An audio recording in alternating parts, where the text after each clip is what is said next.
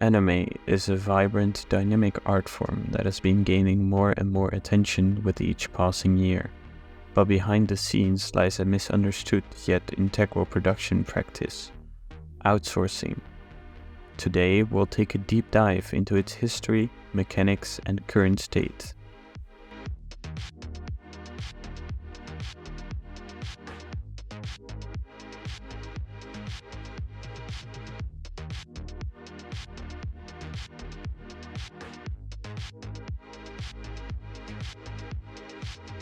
When you look at an anime, one of the first things experienced viewers look at is the studio. However, an anime is rarely produced entirely by one studio. Let's take the first season of Wit Studios' Attack on Titan, for example. Here on the page it says Wit Studio, but around 92 different studios are credited for what many people call Wit Studios' Attack on Titan. The reason for this? Outsourcing. Outsourcing is strictly defined as the process of subcontracting part of the work to other studios. However, that is a bit of a short explanation. There are typically two types of outsourcing: partial outsourcing and full outsourcing. Partial outsourcing is what happens in most anime episodes.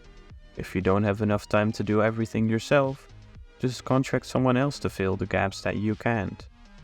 Often, simple production stages like painting or in-betweening are outsourced to animation studios in Korea or China, where working conditions are even worse than in Japan.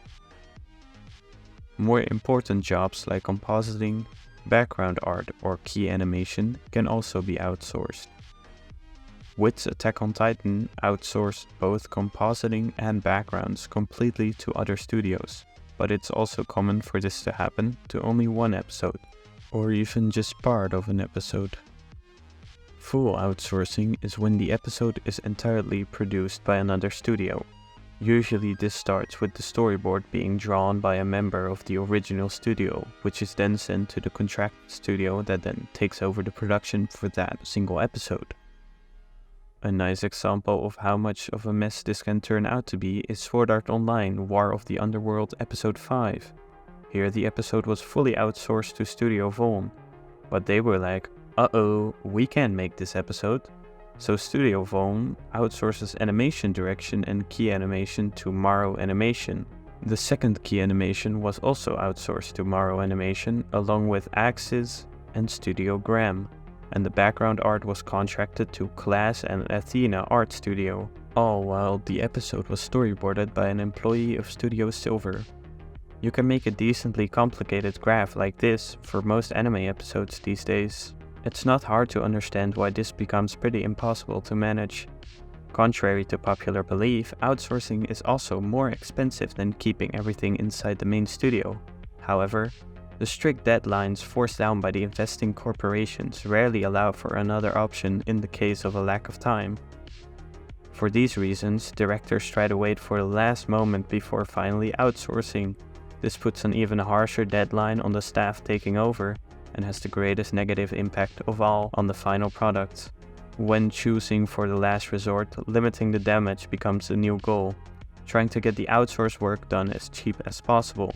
That's why they reach out to foreign countries like China and Korea, where labor costs are cheaper.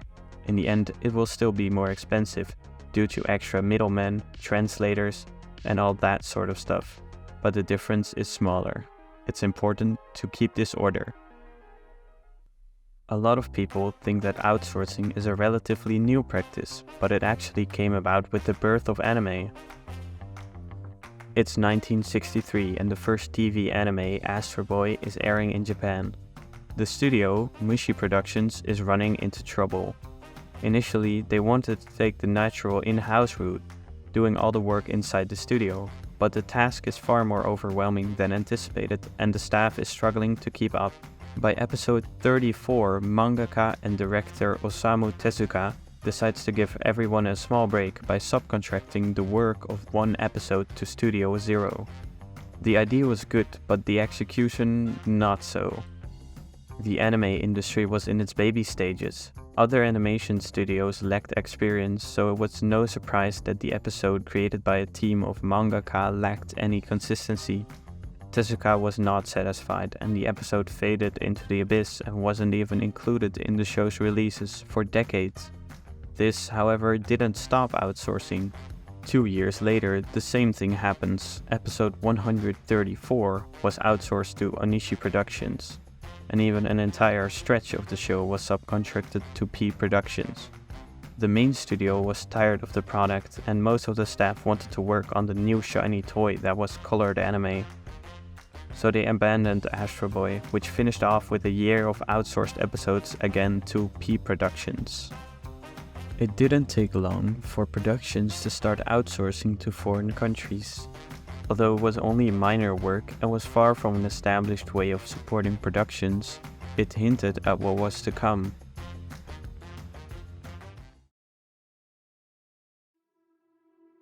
By the mid-1970s, outsourcing had become so common that studios like Toei Doga, currently known as Toei Animation, fully relied on Korean studios because they got into fight with the Japanese workers, who were demanding better working conditions and wages, even going as far as going on a strike, which is something really extraordinary in Japan. Instead of trying to solve the situation, Toei let the majority of their work be done in Korea. It went as far as major studios sending experienced staff to other countries to instruct them on how to do it better and build partnerships with them. Not to be nice or provide them with heartfelt mentorship, but rather to be able to exploit them more efficiently later on. The late 1980s and early 1990s witnessed a short hiatus in foreign outsourcing. The cause? Demand for higher wages in foreign countries, which makes it, again, an undeniable fact that they don't outsource to them for their special talents. Back to the present, credit lists are collecting companies like Pokemon, and around 70% of Toei Animation's work is done in the Philippines. But because they have a studio there, it's technically not outsourcing. I can go on, but you get the point. It hasn't gotten much better. These events have shaped outsourcing into what it is today. Smaller studios that are new usually start off by helping other studios through the process of outsourcing. This is what you call a support studio. An example would be Studio Trigger's debut, producing Idolmaster episode 17, and now obviously being a very well-established studio. But it's not just the small companies that are supporting the big studios by doing their work. Studios like Ufotable, Madhouse, and Cloverworks are doing the exact same thing. But why? All studios are very busy, meaning more outsourcing has to be done, but not everyone is occupied at the same time. When making an anime, it goes from stage to stage, and the team that comes before you might not have finished their work yet. For example, you can't animate a scene if the storyboards or the character designs aren't created yet. Combine this with small profit margins and it becomes a lot more attractive for a studio to just let part of their staff work on another project somewhere on the other side of the industry to earn some extra very much needed cash between the previous project and the next. While outsourcing is often on the receiving end of criticism, it's not always a bad thing.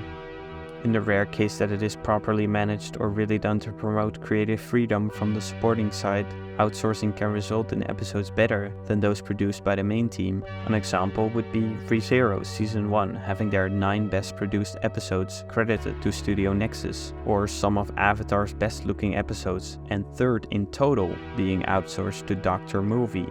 And Dr. Movie is a company that you can't leave out when talking about outsourcing. Dr. Movie is a Korean animation studio, which often goes under the radar since they only support productions but rarely produce something of their own. Works of them include shows like One Punch Man, Naruto, The Simpsons, Attack on Titan, Death Note, and even Astro Boy. Dr. Movie is the savior of every production that is in need of help, working from production to production without most people noticing, and that works until it will eventually hit a breaking point. Outsourcing will always be part of the industry, whether it's for small roles or entire episodes, whether it's for good or for bad.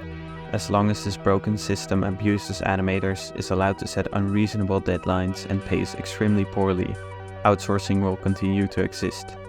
Because if there's something Japan dislikes, it's changing a well-established way of doing things.